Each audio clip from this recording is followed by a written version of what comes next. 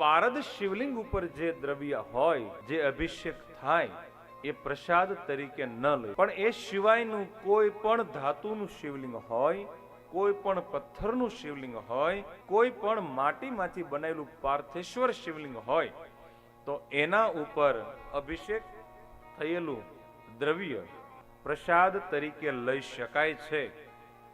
એ શ્રી શિવ મહાપુરાણના વિદ્વેશ્વર સંહિતાના 22મા અધ્યાયનો 18મો શ્લોક છે. સૂત બોલ્યા છે, સ્નાન પીત્વા વિધાનેન યો લિંગસ્નપનોદકમ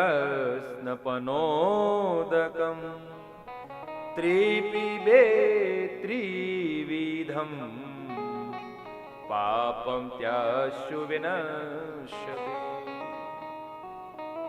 સ્નાન પીત્વા એટલે કે ભગવાનને સ્નાન કરાવ્યા પછીનું જે દ્રવ્ય છે, યો લિંગસ્નપનોદકમ, લિંગને સ્નાન કર્યા પછી, તમે મંત્રો બોલ્યા પછી, મંત્રાંજલિ થયા પછી જે પ્રવાહી, એ દૂધ હોય કે જલ હોય, જે આવી રહ્યું છે, ત્રિપીબેત, 3 વખત પીવે છે, અથવા ત્રિસંધ્યા, સવાર બપોર સાંજે જે પીવે છે, એને શું ફળ મળે છે?